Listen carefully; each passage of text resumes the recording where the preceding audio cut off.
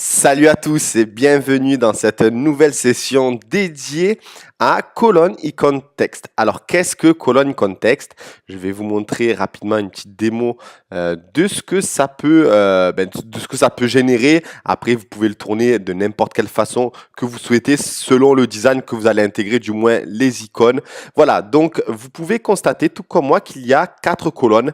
Donc, cette section, vous avez la possibilité de l'intégrer à n'importe quel endroit de la page, mais vous pouvez également l'intégrer dans le footer comme je l'ai fait ici. Donc c'est une nouvelle fonctionnalité que j'ai ajoutée et qui se trouve juste en dessous de Add Section. Il y a Grid Block et Colonne Icône Texte. En fait, ces deux blocs vous permettront de personnaliser et avoir beaucoup plus de possibilités de personnalisation dans le pied de page de votre boutique. Donc ici, que la colonne icône texte se trouve ici ou dans le footer, la configuration est la même. On va rentrer à l'intérieur pour voir ensemble comment ça se passe concrètement. Donc ici, on est dans le footer, donc on active ou non. Ensuite, vous pouvez activer la fonctionnalité de pouvoir afficher la totalité des colonnes sur la totalité de la largeur de votre écran sur desktop. Donc moi, je l'ai activé ici puisque tous les éléments de ma boutique, je les ai affichés ainsi, autrement dit sur toute la largeur de l'écran. Vous avez la possibilité, bien évidemment, de changer le background color, par exemple le mettre en rouge. Bon, là, c'est un peu violent, hein. Donc, je vais le remettre en blanc. Bien sûr, ajouter un titre. Par exemple, on va mettre Pourquoi Chine? Bien sûr, encore une fois, c'est à titre d'exemple. Voilà, vous pouvez associer ce titre à un heading tag, un H1, un H2. Généralement, là, ici, dans ce cas particulier, c'est dans le footer. Donc, je viserai plus du H3. Mais si ça se trouve en milieu de page, vous pouvez tester le H2, surtout si les mots-clés s'y apprêtent. Voilà, donc je vais le redésactiver puisqu'ici, je n'en avais pas besoin. Ensuite, vous pouvez centrer ou mettre à gauche le titre. Donc là, du coup, je vais le remettre pour vous montrer un exemple. Voilà, le mettre à gauche. On n'a pas ajouté la fonctionnalité à droite tout simplement parce que ce n'est pas utile. Et enfin, vous pouvez être lighter, bold, par exemple, pour élargir la lettrine. Donc, je vais remettre lighter. C'est vrai que je suis un peu plus fan du lighter. Voilà, donc je vais enlever le titre. Vous avez bien sûr la possibilité de changer la couleur du titre.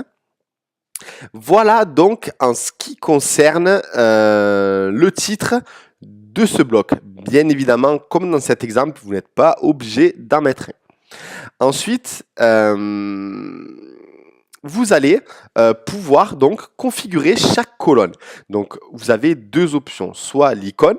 Donc, vous allez dans cette liste et vous allez récupérer un icône qui est disponible dans le thème et vous l'affichez ici pour qu'il s'affiche sur la colonne. Ou bien vous privilégiez une image, c'est ce que j'ai fait dans ce cas précis, et où je vous conseille d'utiliser ces dimensions si jamais vous vouliez personnaliser de vous-même les icônes. Moi, c'est ce que je vous recommande, surtout pour vous différencier un peu de toutes les boutiques qui existent déjà sur le web. Notamment, on voit de plus en plus fleurir des boutiques en ligne réalisées sur Shopify. Donc, c'est bien de se distinguer de la concurrence avec des nouveaux icônes, peut-être des icônes qui s'apprêteront plus à vos produits, à la thématique de votre boutique, etc., etc. Donc, taille de l'image, 600 x 120. Voilà, et laissez de l'espace. Donc là, je l'ai mis en PNG. Vous pouvez tout à fait le mettre en JPEG avec un fond blanc qui viendra se fondre avec le fond blanc général du bloc. Hein. Donc, si jamais vous privilégiez l'image, il suffit d'aller la chercher.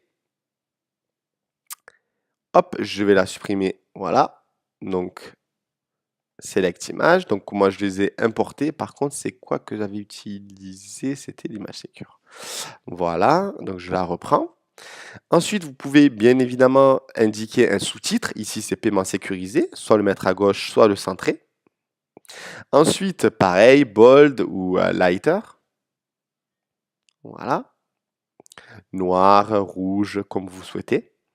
Et enfin, c'est ici que vous allez pouvoir personnaliser votre texte, rajouter un peu de gras, le mettre en italique ou même ajouter peut-être un lien vers une collection, vers une page qui développe un peu plus le paiement sécurisé sur votre boutique, etc., etc. Après, vraiment, l'imagination est votre seule limite. Pareil, j'ai ajouté la fonctionnalité de la position du texte, donc centré. Vous pouvez le faire. Donc généralement, je laisse ça à gauche et le sous-titre, je le mets centré. Et enfin, c'est ici où vous allez configurer en fait le nombre de colonnes que vous voulez dans le bloc, dans votre bloc total. Donc ici, si vous mentionnez 25%, forcément, il vous restera 75% des places. Donc soit vous choisirez dans l'autre bloc 75%, vous mettez une grande image avec du texte que vous voulez, ou bien vous mettez, comme ce cas précis, 25, 25, 25, 25. Si vous prenez bien sûr 25, 25, 25 et que vous ajoutez des images, faites attention de toujours respecter les mêmes dimensions pour que ce soit tout simplement uniforme et que tout soit bien aligné.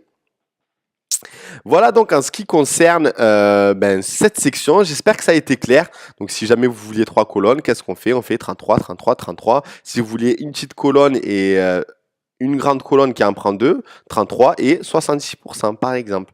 Voilà donc en ce qui concerne cette section, si jamais, je pense que j'ai été clair à peu près sur la totalité des fonctionnalités que propose celle-ci.